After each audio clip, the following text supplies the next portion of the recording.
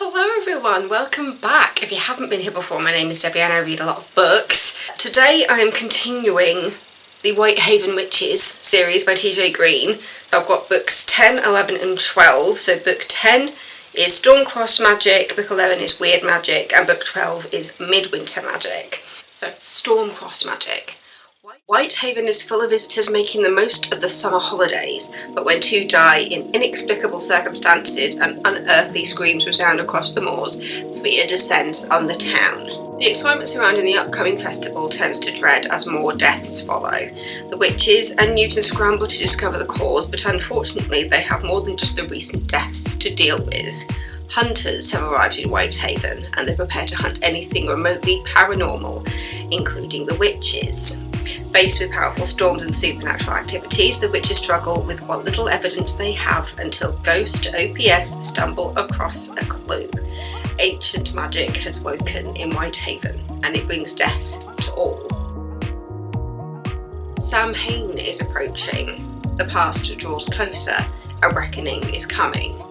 Avery and her coven are looking forward to celebrating Samhain, and the townsfolk are preparing to honour their ancestors with the Walk of the Spirits. But then Ben disappears from Oldhaven Church, leaving no clue as to where he's gone. Panic-stricken, the witches and their friends widen their search, but when they can't find him, they have to accept that he's somewhere else, somewhere their spells can't reach. When part of the town vanishes, they realise that their lives and the town's future are in danger. Their ancestors reach out, desperate to help them if they can, but what has happened in their past that is having such repercussions on the present? With every hour that passes, the risks escalate. They need help and they need it quickly, but it means they have to find their familiars. Midwinter brings new enemies to Whitehaven.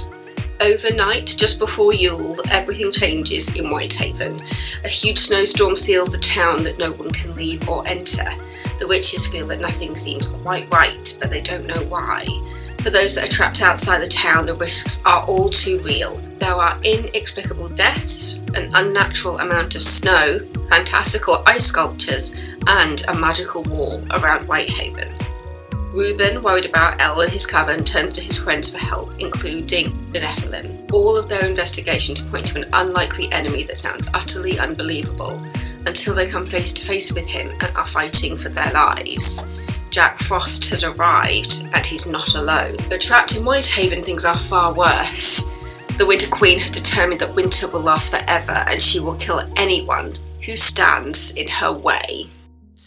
I feel like over the past 3 books we've learned quite a lot about Briar, because we're getting more of Briar's history, because she doesn't have a family. Obviously she has like the witches, she has her coven, but as in blood family, she doesn't really know much about them. She's aware that people have died and abandoned her, and in book 10 we find out about her family, and she's reunited with people. I say reunited, she's united with family members that she didn't even know about. So it's really nice to see the books branching out into not just Avery, because originally it felt like it was very much Avery's book, very much Avery's story, and then throughout the books, I think I mentioned this in like the last video or maybe the video before that, it just feels like we're branching out more into other members of the coven.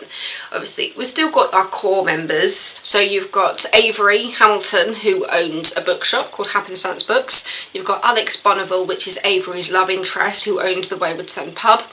You've got Reuben Jackson, who owns the Green Lane nursery. Elspeth Robinson, who is also just known as Elle, who owns the Silver Bow. Briar Ashworth, who I've just been speaking about, who owns the Charming Balms Apothecary. Matthias Newton, who you mainly just see called Newton, and he's a DI with Cornwall Police. You've got Caspian Faversham, and then you've also got Shadow Walker of the Dark Ways, she's just called Shadow. And then you've also got the members of the Nephilim, and there's so many names to remember.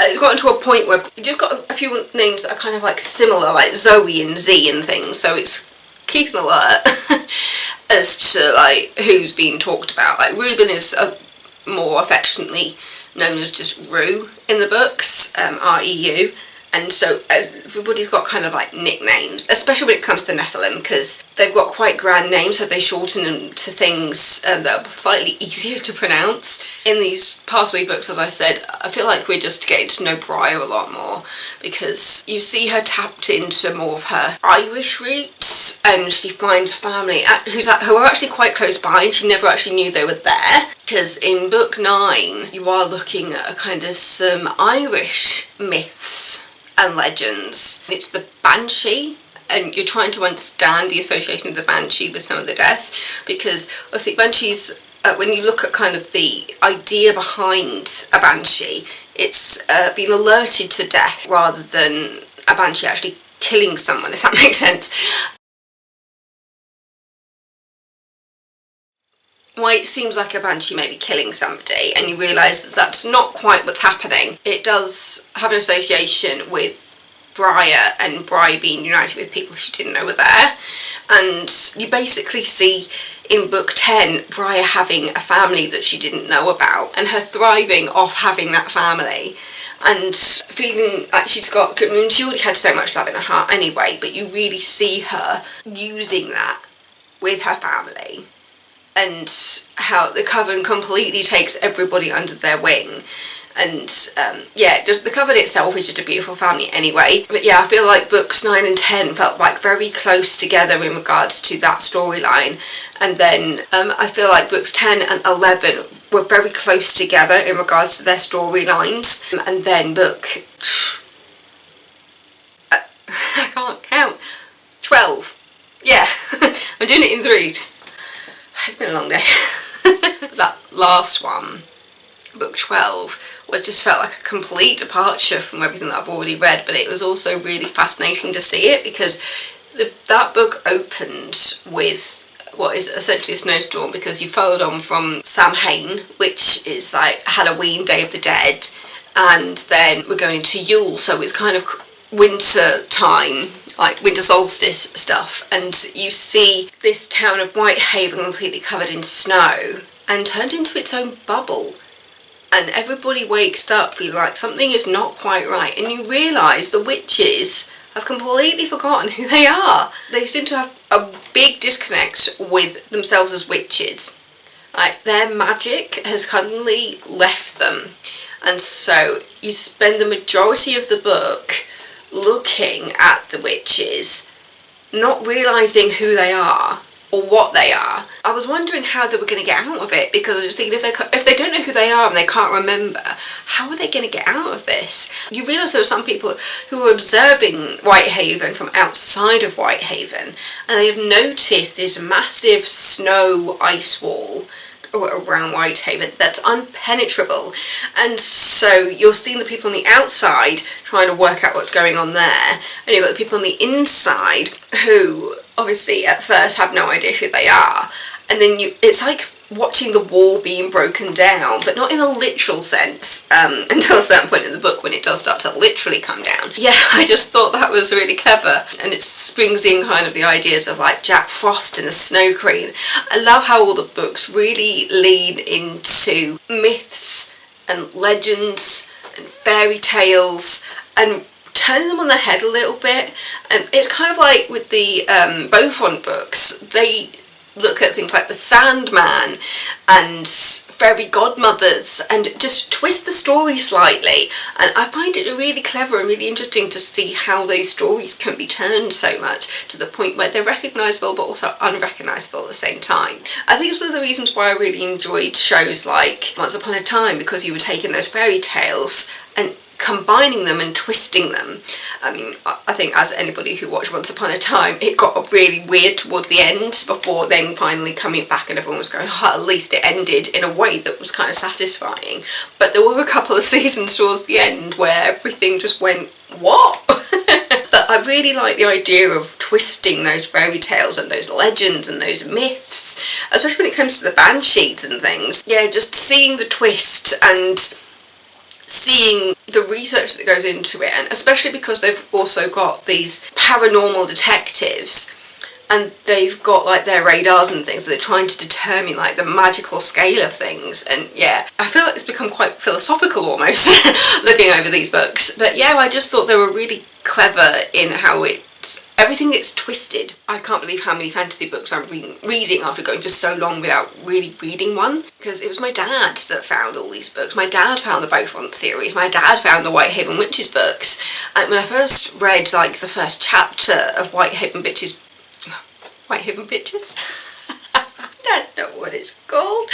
When I first read the first chapter of Whitehaven Witches, it was a long time before I actually started properly reading them and started talking to you guys about them, because I read that first chapter and my brain turned it into something that it wasn't, and it was just like, does this really seem like something I'd like?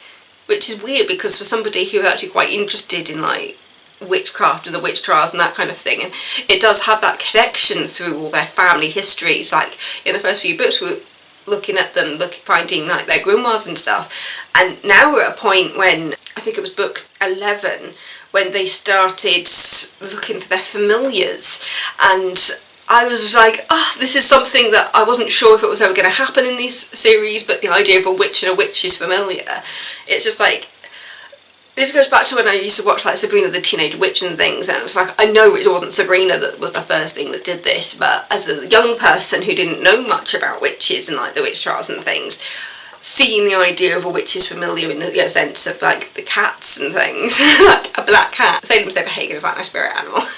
He just says everything that you want to say.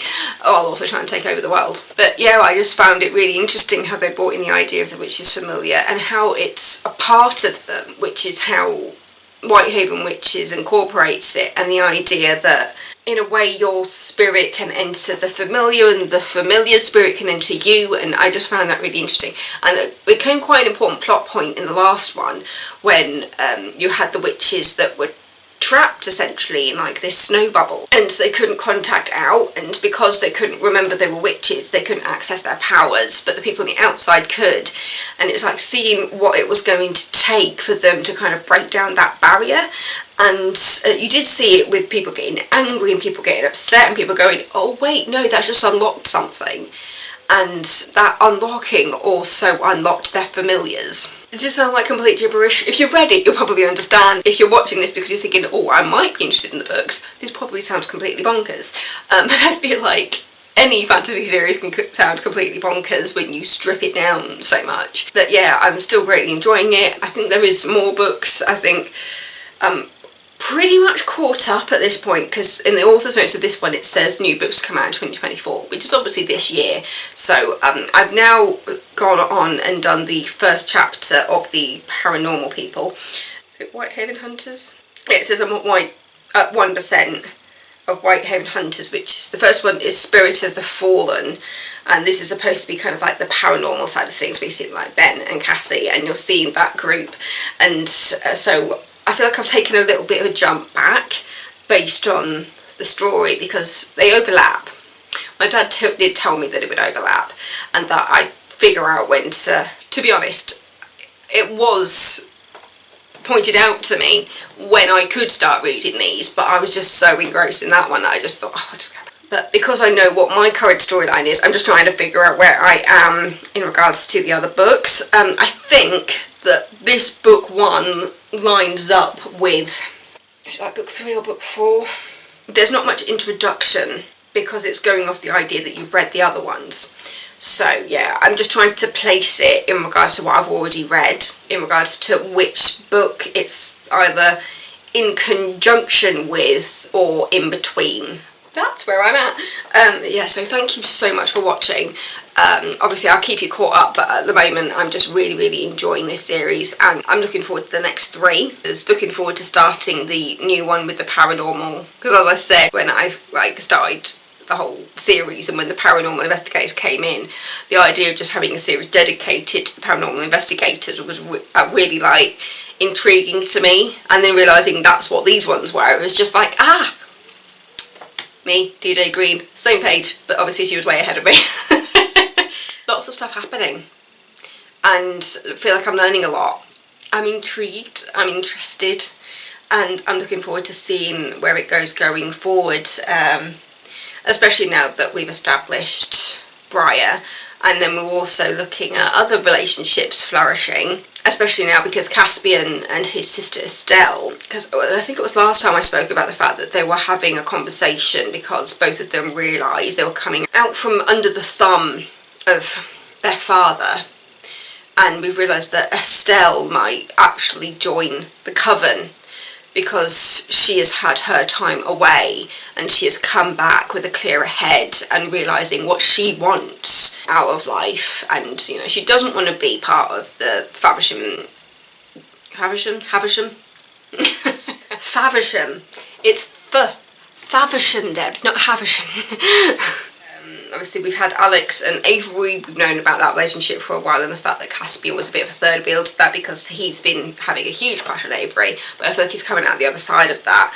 And then we've also seen Reuben and Briar get together, and we've also got Elspeth, Elle and Newton's bubbling, because it was just like, it was kind of a will they won't they type situation, which we're still kind of in, especially because Elle had a relationship with one of the wolves, like he transforms, but they've had quite a long distance relationship, and so yeah, we're at a turning point in that relationship because Ella's trying to work out if, well, she's been figuring out if she actually wants to do that long-term relationship and trying to work out her own feelings for Newton. So yeah, at this point we're at a place where Caspian is the only one that doesn't really have a lunch interest. We're realising that at the moment that Caspian is the only one without really a love interest at this point in time, but I feel like he is getting over Avery in his own way, so I think he's open to something happening quite soon with the right person. But yeah, I feel like I've been talking for ages. I'm going to shut up. But yeah, so thank you so much for watching.